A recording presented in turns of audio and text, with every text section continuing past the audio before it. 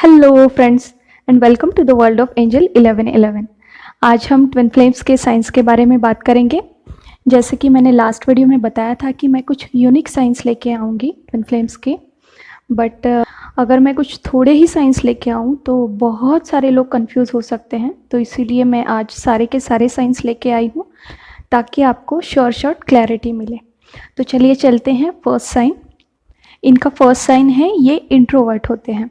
जी हाँ, एक तो इनके ज़्यादातर दोस्त नहीं होते हैं, या फिर अगर किसी केस में इनके दोस्त होते भी हैं तो फिर भी ये अंदर से एक लोनलीनेस फील करते हैं, क्योंकि इनका हाफ सोल ऑलवेज मिसिंग होता है। तो ये एक अंदर से एक खालीपन, एक लोनलीनेस हमेशा फील करते हैं।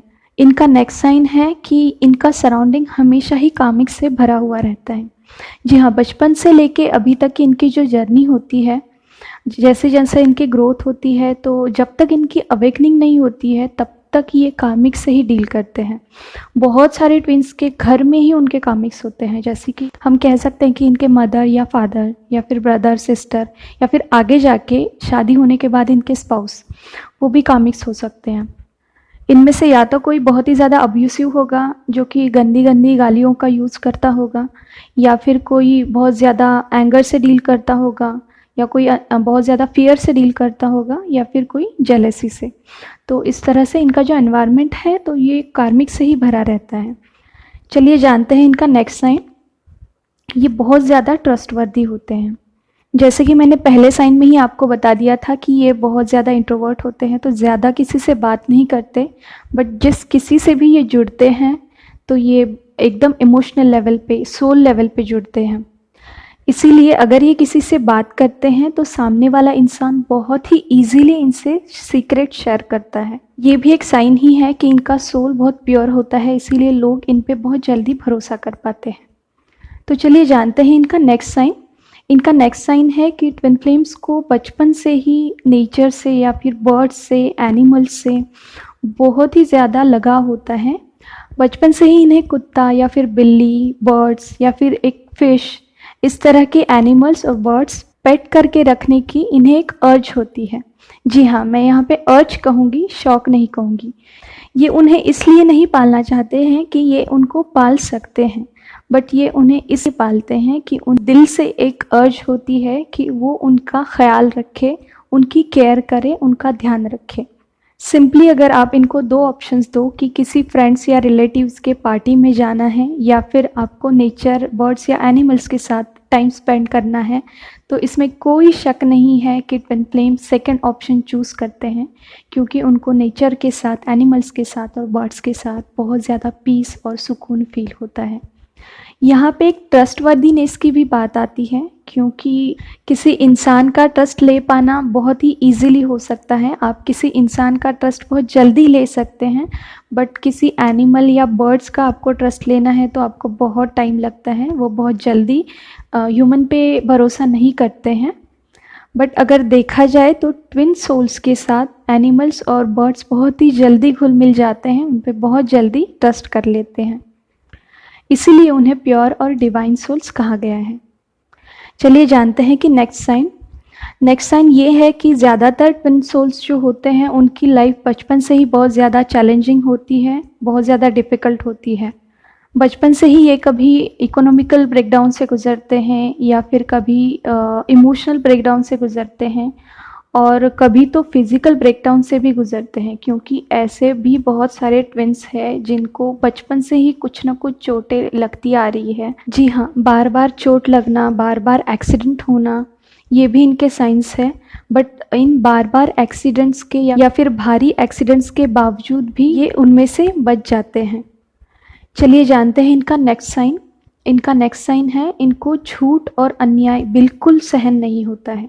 ये सच बोलते वक्त बिल्कुल भी हिचकिचाते नहीं हैं, बल्कि बहुत ही करेजियसली अपना सच लोगों के सामने रखते हैं। ये अपने आँखों के सामने अन्याय होता हुआ कभी नहीं देख सकते, वो वहीं पे एक्शन ले लेते हैं।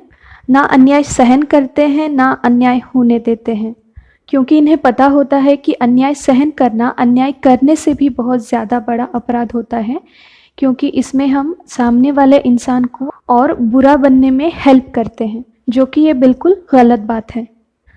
चलिए जानते हैं इनका नेक्स्ट साइन। इनका नेक्स्ट साइन है ये समय से पहले ही मैच्योर हो जाते हैं। ये मैं फिजिकल लेवल की बात नहीं कर रही हूँ, बल्कि इमोशनल लेवल की, मेंटल लेवल की बात कर रही हूँ। हो सकता है कि फिजिकल लेवल पे ये छोटे दिखे, बट इमोशनल और मेंटल लेवल से ये बहुत ज़्यादा मैच्योर बन जाते हैं। इसीलिए इनके साथ जो बच्चे रहते हैं उनसे ये हमेशा अलग होते हैं, क्योंकि ये बहुत जल्दी मैच्योर हो जाते हैं। चलिए जानते हैं नेक्स्ट साइन। इनका नेक्स्ट साइन है कि सोसाइटी ने बनाए हुए जो नियम होते हैं उनसे ये हमेशा अगेंस्ट चलते हैं। जी हाँ, समाज ने या लोगों ने अभी तक जो रिचुअल्स बनाए हुए हैं या फिर कोई नियम कायदे बनाए हुए हैं, स्पेशली अगर वो ह्यूमैनिटी के अगेंस्ट हो, उनमें वर्ण भेद हो, धर्म भेद हो, तो ये लोग उन पे बिल्कुल भी बिलीव नहीं करते हैं। वो हमेशा इन नियमों के अगेंस्ट होते हैं और ये कभी भी अपनी लाइफ में उनका पालन नहीं करते। इन्हें डीप इनसाइड ये पता होता है कि ये सारे जो नियम हैं, कानून हैं, कायदे हैं जो इंसानों ने बनाए हैं, वो नेचर के बने हुए नहीं हैं, वो इंसानों ने खुद बनाए हैं अपने फ़ायदे के लिए। इनका नेक्स्ट साइन है, इनकी सोच बहुत ही अलग होती है। जी हाँ, जैसे कि मैंने कहा कि पीढ़ी दर पीढ़ी जो इंसानों ने कुछ रूल्स बनाए हैं, नियम बनाए हैं, रिचुअल्स बनाए हैं, तो ये इन्हें फॉलो नहीं करते। तो इसीलिए होता क्या है कि समाज के जो लोग होते हैं उनका इनको देखने का एक नज़रिया बहुत ही अलग होता है, और बल्कि इनकी सोच बहुत लिबरेटेड होती है, अलग होती है, तो ये अपने फैमिली मेम्बर्स से भी बहुत अलग दिखते हैं। चलिए जानते हैं इनका नेक्स्ट साइन। इनका नेक्स्ट साइन है कि जैसे ही ये बचपन से धीरे धीरे बड़े होते जाते हैं, अपनी चैलेंजिंग लाइफ से गुजरते हैं, लेसन्स लेके धीरे धीरे ये ग्रो करते हैं। तो जैसे ही ये ग्रो करते हैं तो धीरे धीरे इनकी जो हीलिंग क्वालिटीज़ है, नेचुरल हीलिंग क्वालिटीज़ है, वो उभरने लगती है। अवेकनिंग के बाद उनको पता चलता है कि वो एक लाइट वर्कर है या फिर एम्पैथ है। जी हाँ, ये लोग नेचुरल हीलर्स होते हैं और ह्यूमैनिटी को सर्व करना उनका लाइफ पर्पस होता है। हम ऐसा कह सकते हैं कि ये कुदरत के ऐसे सैनिक हैं जो कुदरत को बैलेंस करने के लिए यहाँ पे भेजे गए हैं। अगर कहीं पे नफ़रत हो, गुस्सा हो या डिसबैलेंस हो, तो वो आते ही इन सब को बैलेंस करने के लिए हैं। चलिए इनका नेक्स्ट साइन जान लेते हैं। इनका नेक्स्ट साइन है कि इनमें जो खूबियाँ होती है छुपी हुई, हालांकि अगर देखा जाए तो ये सारी खूबियाँ हर एक इंसान में होती है, बट एक सुप्त रूप में होती है। तो अवेकनिंग के बाद होता क्या है, इनकी ये जो सारी खूबियाँ होती है वो एकदम से लोगों के सामने आती है। तो होता क्या है, लोगों को थोड़ा सा ये अजीब लगता है, क्योंकि इनमें ऑलरेडी हीलिंग एबिलिटीज़ होती हैं, साइकिक पावर्स होती हैं, जैसे कि इनके इंट्यूशन पावर, चीज़ों को होने से पहले ही इनको पता चलना, या फिर अदर प्लैनेट्स के जो सोल्स हैं, जो स्पिरिट्स हैं, जो एंजल्स हैं, उनसे कॉन्टैक्ट कर पाना, या फिर टेलीपैथी कर पाना, टैरोट कार्ड रीडिंग कर पाना। तो ये सारी जो खूबियाँ हैं वो इनकी अपने आप ही सामने आ जाती है। एक्चुअली ज़्यादातर ट्विन फ्लेम्स जो है वो टेलीपैथी के थ्रू ही बात करते हैं। उनको बिल्कुल ज़रूरत नहीं होती कि आप फ़ोन पे बात करें या फिज़िकली एक दूसरे के साथ जुड़े। ये कनेक्शन ही सोल लेवल का है, तो ये टेलीपैथी से ही ज़्यादा से ज़्यादा एक दूसरे से कॉन्टैक्ट करते हैं, सोल लेवल पे ही एक दूसरे से कनेक्ट होते हैं। चलिए जानते हैं इनका नेक्स्ट साइन। इनका नेक्स्ट साइन ये है कि इनके साथ सिंक्रोनिसिटीज़ बहुत ज़्यादा होती है।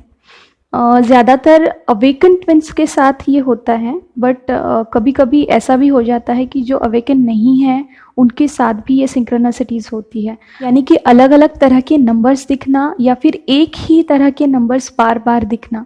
तो जो अवेकन ट्विंस नहीं है वो तो लिटरली कभी कभी पागल हो जाते हैं कि ये हमारे साथ हो क्या रहा है, बट जब वो अवेकन हो जाते हैं तो उनको खुद ब खुद पता चल जाता है कि ये उनके साथ क्या हो रहा था। एक्चुअली सिंक्रोनिसिटीज़ एक यूनिवर्स से कम्युनिकेशन करने की एक मेथड है, जिसके थ्रू यूनिवर्स हमसे कम्युनिकेशन करता है, हमें गाइड करता रहता है। तो चलिए जानते हैं इनका नेक्स्ट और लास्ट साइन। जी हाँ, ये आखिरी साइन है, बट बहुत ज़्यादा इम्पोर्टेंट है। एक तो ये पहले से ही स्पिरिचुअल होते हैं या अवेकनिंग के बाद ये स्पिरिचुअल हो जाते हैं। जी हाँ, जो लोग बचपन से ही स्पिरिचुअलिटी में बिलीव नहीं करते, जो लोग गॉड बिलीवर नहीं हैं, वो भी अवेकनिंग के बाद स्पिरिचुअल बन जाते हैं। But being spiritual person is not that you should believe in God. जी हाँ, मैं खुद भी एक गॉड बिलीवर नहीं हूँ और मैं आप सभी को ये बताना चाहती हूँ कि अगर आप स्पिरिचुअलिटी में हो तो ये बिल्कुल भी ज़रूरी नहीं है कि आप भगवान को या फिर गॉड को फॉलो करो, मंदिर में जाके पूजा अर्चा करो या फिर किसी स्पेसिफिक तरह के रिचुअल्स करो, बिल्कुल भी ज़रूरी नहीं है। स्पिरिचुअलिटी का सिंपली मीनिंग यही है कि ये पूरा का पूरा यूनिवर्स और गॉड आपके अंदर समाया हुआ है। आपको आपके अंदर झाँकना है ध्यान के माध्यम से। जी हाँ, मेडिटेशन के थ्रू आपको अपने अंदर झाँक के अपनी सारी जो कमियां हैं उन्हें ओवरकम करना है और धीरे धीरे आपको पता चलेगा कि ये जो सारा यूनिवर्स है, ये जो गॉड और भगवान हम बोलते हैं वो हमारे अंदर ही है। और लोगों ने पता नहीं सारी गलत चीज़ों को कितने वर्षों से स्पिरिचुअलिटी का और रिचुअल्स का नाम दे के रखा है। वेल लेट इट बी, ये सब तो चलता ही रहेगा, बट हमारा साइन ये था कि अवेकनिंग के बाद वो ज़्यादा स्पिरिचुअल हो जाते हैं। जैसे कि मैं हमेशा कहती हूँ कि it doesn't matter what you think, believe and where you born, but you always end up with who you really are and where you mean to be. जी हाँ, आप अल्टीमेटली वहीं पे पहुंच जाते हैं जिसके लिए आप बने हैं। तो चलिए आज के लिए इतना ही। होप आप सभी को इन सब साइंस से कुछ हेल्प मिले। खुद का ध्यान रखिए, खुद को सेफ रखिए। God bless you all of you. Thank you.